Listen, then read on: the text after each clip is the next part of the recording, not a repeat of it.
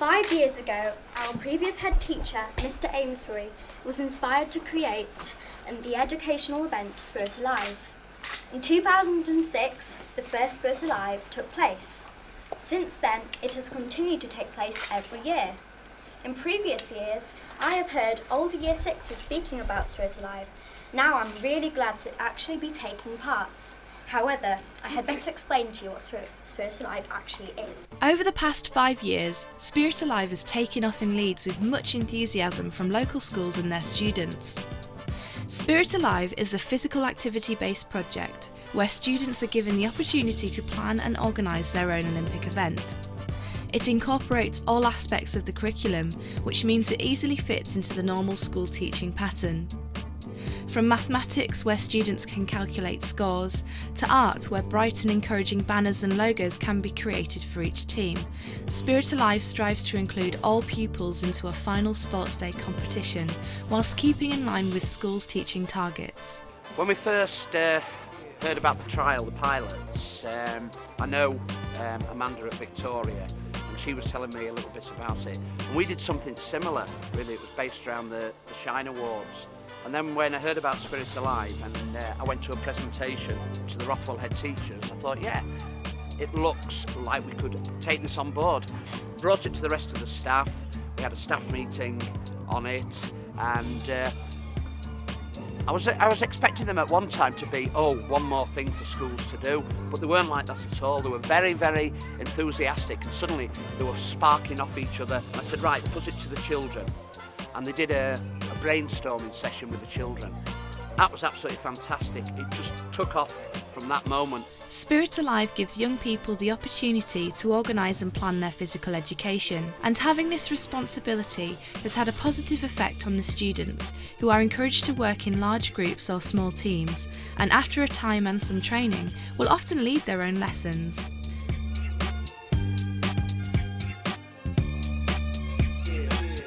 These students are often surprised at the new skills they develop throughout the project.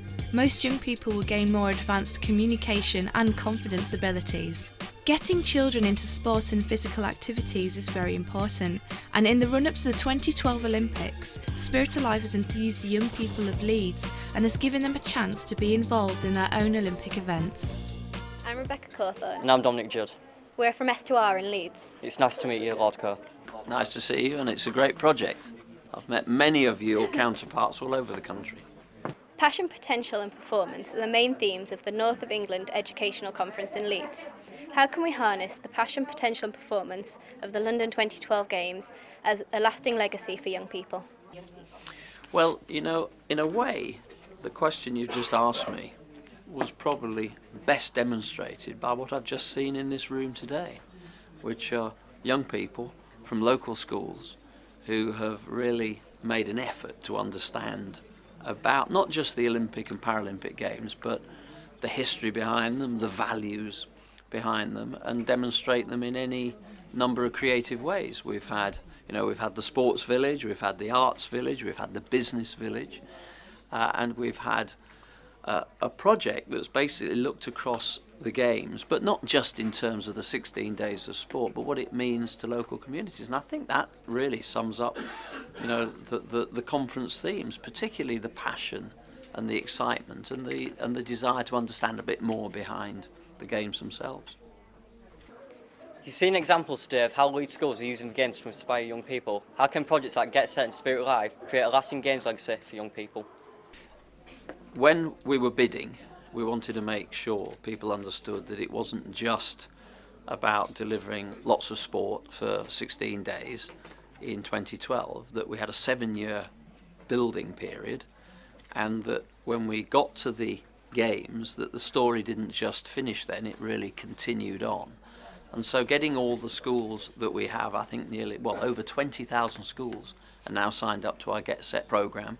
A number of those schools have become members of what we call our Get Set network, and they through that actually get access to tickets for the Games. And it's the Get Set network that has really created so much of what we see today, and the Inspire Mark, which I've just given to a local school. So that I think is a very, very strong legacy, because actually, if you think about the legacy, what have we left behind there? We've left behind a lot of young people that now know much, much more about the Olympic Games and Paralympic Games, know much, much more about the sport and the history behind them. And I've actually learnt other skills off the back of the Games, whether it was figuring out how to organise a sports event and how much money you would need for the transport and the food and the uniforms, or whether it was about the types of things you need to figure out behind an athlete performing, nutrition and the ability to train at the right times of the day. So lots of skills have already been learnt, and that in itself is a legacy.